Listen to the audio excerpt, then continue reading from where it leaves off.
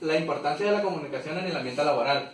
La comunicación en el ambiente laboral es un énfasis muy importante porque cada quien debe expresarse con una emisión para tener una buena comunicación entre jefe y empleado, o viceversa. La comunicación la definimos como el carácter de comunicarse entre dos o más personas de una forma fonética a través de un lenguaje. Con cada lenguaje las emisiones y la comunicación cambian, pero el carácter siempre es el mismo, sino de comunicarse de una persona a otra y tener una emisión que sería una persona que redacta el mensaje hacia otra, que sería el receptor, y el receptor responde a la información recibida, pero también lo que hace, se produce una reacción al mensaje recibido. Características de la comunicación efectiva. La comunicación debe tener siempre un carácter general.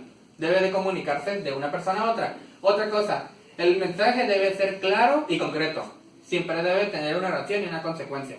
Además, tener también un tono adecuado y un canal auditivo. Porque si usamos otro lenguaje con alguien que no lo sabe hablar, no podemos comunicarnos bien. El receptor no sería bien comunicado. Además, debe ser de manera lineal, porque el oído solo escucha de una forma. Si lo comunicas de una forma inadecuada, no podrá ser recibido y la persona no recibirá el mensaje. Okay, no toda la comunicación es simplemente hablar y estar exponiendo sobre un tema. También se divide la comunicación, algunos expertos y la mayoría de los libros de textos lo dividen en elementos verbales y no verbales. Los elementos verbales son los más fáciles de identificar, son simplemente como estar hablando, incluye el lenguaje, el idioma, las pausas que hace uno, por ejemplo, uno que es un orador incluso, pues tiene que tener cierta facilidad para poder estar hablando frente a un público. Los elementos no verbales son todas las cosas que tú dices sin hablar, aunque suene irónico. Lo que pasa es como esa frase de una imagen dice más que 1000 palabras. Pues lo mismo con la comunicación no verbal. Incluye que son los tonos. Por ejemplo, yo estoy hablando con un tono de voz elevado. Otras personas pueden hablar con un tono más suave. Lo incluyen los gestos, ya sean faciales o con las manos. Lo que haces con las manos es muy útil para exponer un tema. La gente tiende un poco más a seguir. Y también la postura. Por ejemplo, una persona puede estar quieta, rígida, o tener así una postura encorvada, o estarse moviendo, depende. Eso ayuda a que la gente se identifique más contigo y sea tu exposición un poco más dinámica. Porque puede ser un tanto aburrido que una persona simplemente esté parada hablando y que nadie le entienda y no tenga un interés. Entonces, así. Aplicado, por ejemplo, a una empresa, pues imagínense que están exponiendo frente a un público y pues tienen que mostrar cierto dominio del tema, una especie de naturalidad, tal vez agresividad incluso, tienen que estar preparados para el tema. O si están hablando con alguien superior a usted, como por ejemplo un jefe, pues hay que mostrar seguridad. En una entrevista, uno tiene que mostrarse, digamos, frío, pero a la vez tranquilo. Tiene que demostrar que sabe lo que está haciendo, lo que esperan de él y simplemente dar respuestas pues naturales. Ya dependiendo de cómo vaya la entrevista, si puede ser una más formal o informal, pues uno se puede relajar, empezar a decir cosas más chistosas o desenvolverse de una forma diferente a una entrevista que sea totalmente formal, así de traje y te esté pues, así todo rígido y dando respuestas cortas para que te den tu empleo.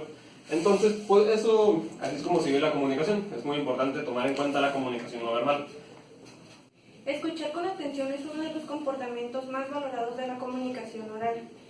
Cuando escuchamos con atención, transmitimos a nuestro interlocutor que el mensaje que nos está intentando hacer llegar le estamos prestando atención y somos capaces de interpretarlo y comprender lo que él nos quiere decir.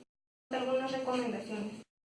La disposición psicológica sería complementar con más información o con otros puntos de vista para tener más en claro un punto o alguna idea. Observar al interlocutor cuando es que desea él que nosotros hablemos o saber entender sus gestos, lo que nos está intentando decir. Utilizar la palabra.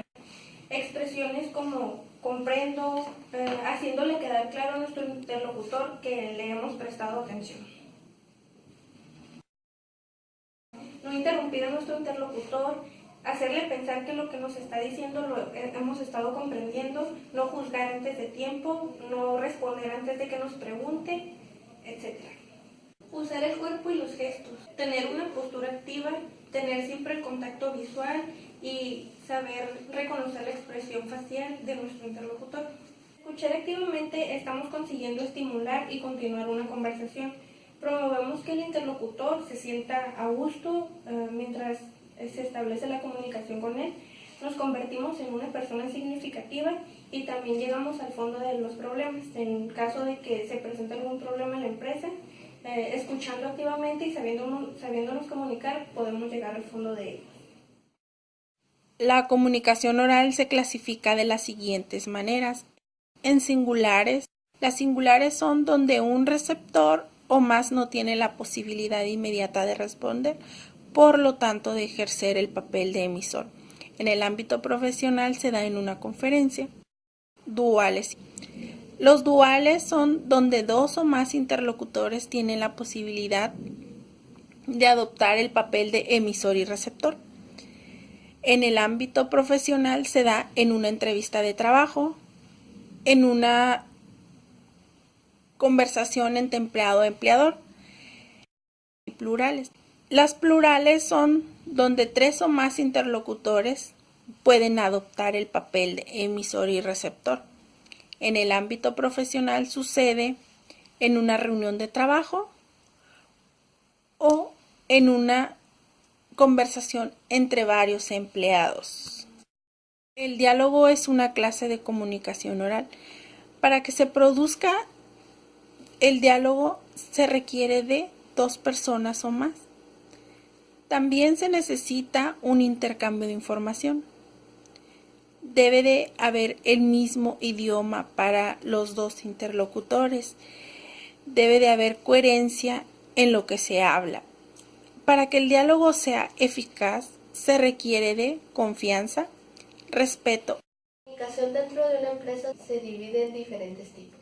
Uno de ellos es el directo.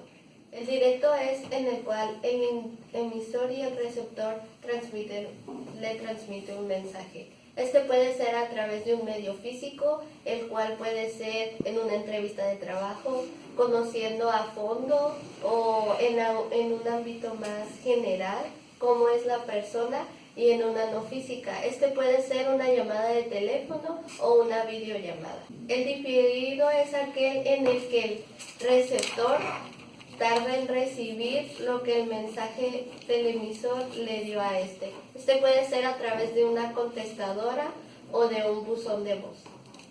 El ámbito en el que se desarrolla. Uno es interno, pueden ser dos miembros del mismo ámbito. Esto puede ser dos obreros que tratan de transmitirse lo necesario para un proceso. Este puede ser el proceso para crear en una empresa de costura una mochila, cómo ellos entienden los mismos tecnicismos, entienden lo que es un bandy, lo que es una costura corrida. El exterior es el cual dos personas de diferentes ámbitos sociales o económicos se relacionan entre sí. Esto puede ser un científico, un bioquímico junto con un ingeniero mecánico. Ambos no tienen los mismos tecnicismos o tal vez no tengan el mismo lenguaje, pero puede haber un punto medio en donde puedan comunicarse. El número de personas que intervienen es el individual, en el cual dos personas, un emisor y un receptor, se comunican entre sí. Este puede ser un jefe de área junto con el supervisor del área, comunicándose sobre los procesos o sobre cómo está ocurriendo o sobre llenar un formato para continuar con la producción. El otro es el colectivo, en el cual interviene un grupo de personas. Este puede ser un debate o una conferencia en el cual se capacita al personal o algún jefe sobre un tema dado. Y por último está la dirección. Es ascendente, es de un inferior a un superior. Esto quiere decir que puede ser de un jefe de producción al jefe general.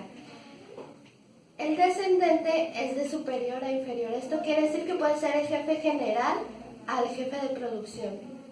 Y por último está el horizontal, que son de ambos niveles. Ambos tienen de característica el mismo nivel jerárquico. Esto pueden ser dos obreros hablando sobre algún proceso que salió mal o capacitándolo para la mejora continua de este producto.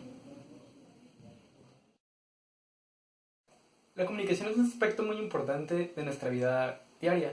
Es algo que vivimos todos los días en casa, en la calle, en la escuela y a cualquier parte donde vayamos. Y el trabajo no es la excepción.